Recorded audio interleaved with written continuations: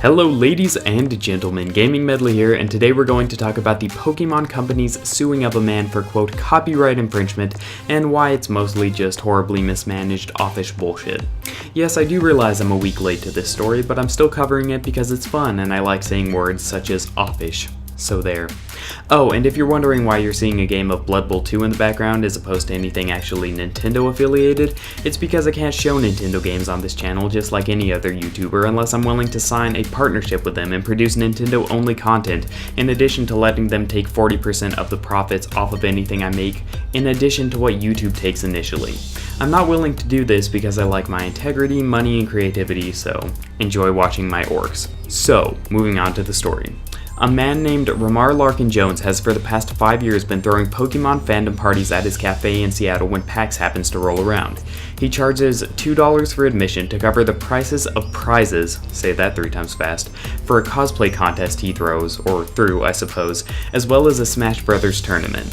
This year, however, after the Pokemon Company, Nintendo, caught wind that he was using flyers with official Pokemon art to hype up the event, he was issued, shall we say, a sternly worded letter suggesting he stop hosting the event as making money off of someone else's stuff is illegal. So Jones canceled the party, refunded everyone their money, endured a few jokes at PAX about the incident, and attempted to go on his merry way. Attempted being the key word here. The Pokemon Company, however, decided they weren't done with Mr. Jones just quite yet. They sued him for copyright infringement and said that if he wished, he could pay $4,000 to settle out of court. Of course, this was preferable to paying a lawyer for a lawsuit case, so Mr. Jones attempted to pay it out over 1 year. After he heard that payments would be increased if they were not paid full up front, however, Mr. Jones went to GoFundMe to try and raise the money, an effort which ultimately proved to be successful. However, the Pokemon Company couldn't just let it rest. Deciding he had been spreading bad publicity, they decided to withdraw the settlement offer under claims of defamation, and now insist on taking Mr. Jones to court. Mr. Jones's lawyer is currently attempting to set up a re-establishment of the settlement deal, arguing that Mr. Jones was in no way defaming the company. He wasn't, by the way.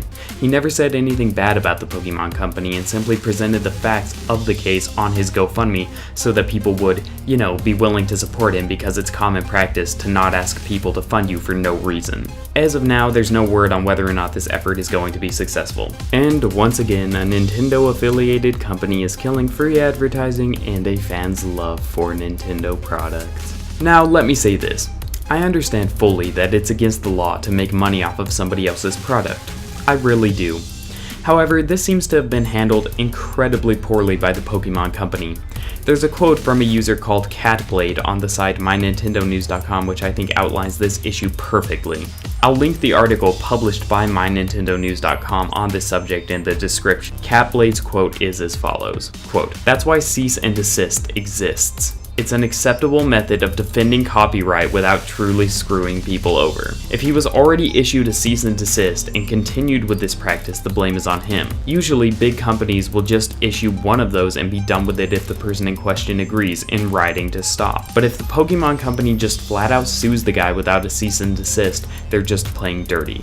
That's just making an example of some poor sod who likely doesn't know the first thing about copyright law." Nailed it. Look, I get that you don't want people using the stuff you make. As an artist who regularly puts his stuff on the internet, I'm talking about my illustrations by the way, not these videos, believe me, I get it.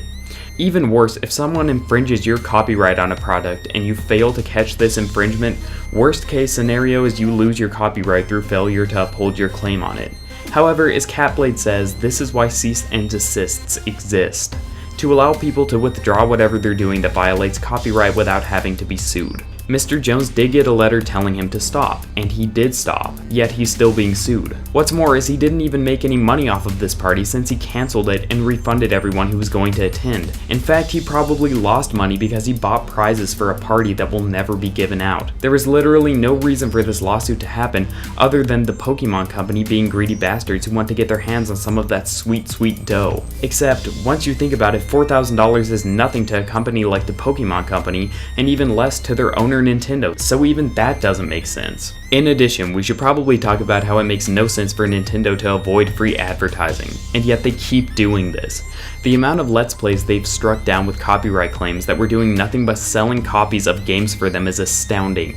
Hell, just recently Nintendo completely nuked a channel that featured tool-assisted speedruns of Mario, essentially modding the game. For those of you who don't know what tool-assisted means, that they had let run for years. This suspiciously coincided with their release of the Mario Maker game, and they nuked this channel because modding Mario is quote illegal. Whether or not this is true, it was doing absolutely no harm to the company. Hell, if anything, it was selling copies of Mario Maker for Nintendo by inspiring people to make their own levels. Nintendo, much like Konami, seem to be stuck in the distant past when it comes to realizing that YouTubers are a valuable source of free advertising that can shift game copies and cost exponentially less than paying an advertising firm to fulfill essentially the same purpose.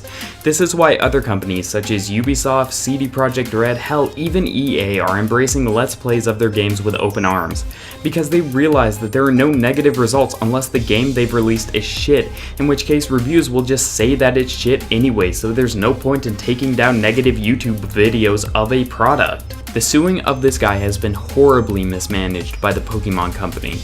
It's time Nintendo and its affiliated studios pulled their heads out of the sand and started working with their fans, who I might add are some of the most dedicated in this industry, instead of against them. So yeah, those are my thoughts on this issue. Thanks for watching, and for more content like this daily, feel free to subscribe.